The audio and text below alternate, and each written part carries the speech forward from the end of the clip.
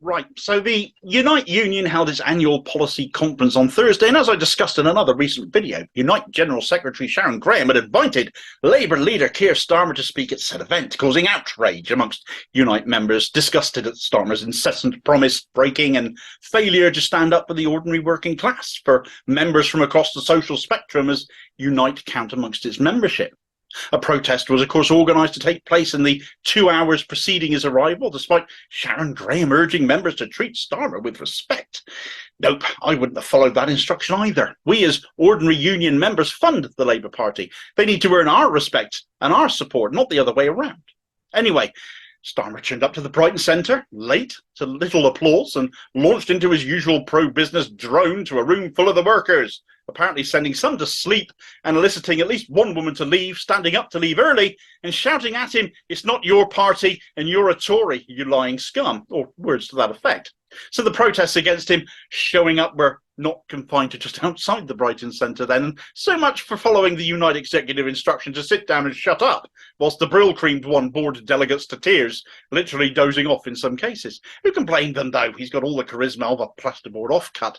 The only highlight, if you can call them that, were a promise to challenge outsourcing, which he'll no doubt get around by claiming outsourcing and privatisation are somehow different, and also to repeal some anti-trade union laws, but we know he's only pledged to repeal the most recent ones, which do not go far enough.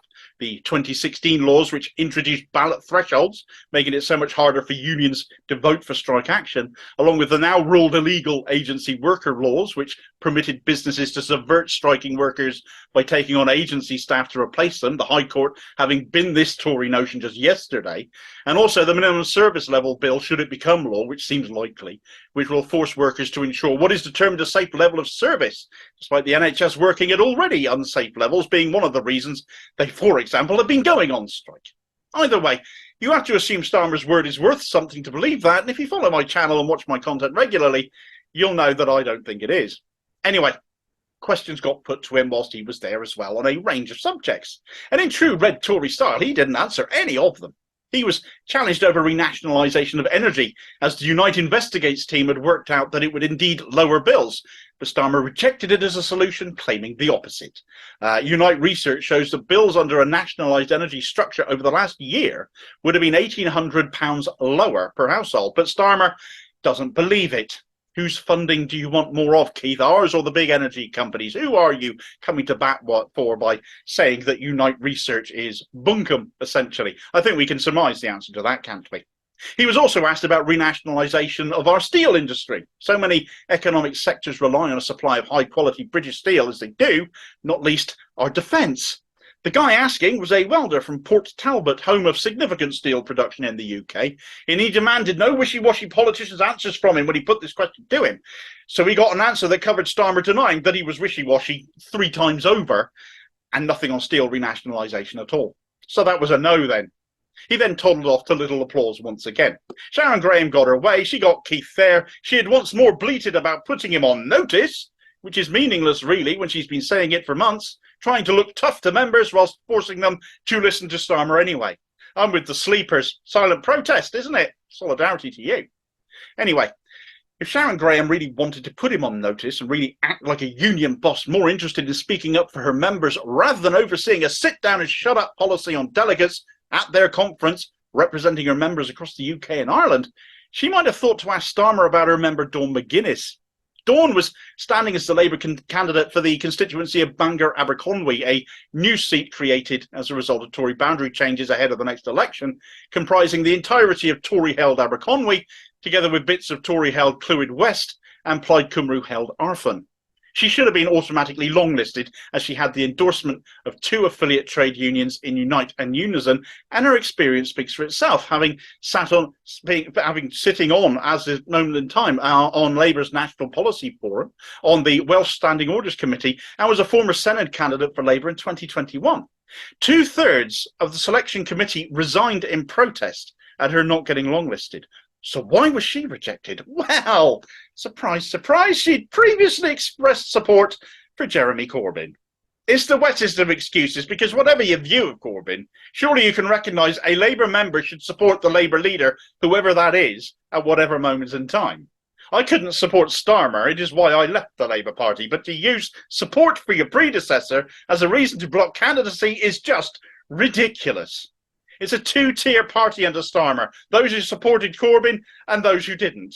The long list ended up comprising just 3 individuals out of some 20-odd applicants. It should be noted that Labour rules dictate that the short list, comprising people who get past the long list process, should comprise of at least 4 people, and at least half of them should be women. So such a short long list rules out a possible short list of 4, and therefore the entire process should have been binned and started again. Despite that, the Welsh Executive Committee chair authorised a departure from the rules. Well, isn't that good to know? Labour rules can be broken whenever party leadership decide it is okay to. What's the point of them then? One party member quoted in response to this said just that pretty much. The reality is that the party machine bends its own rules on a daily basis. Sad but true.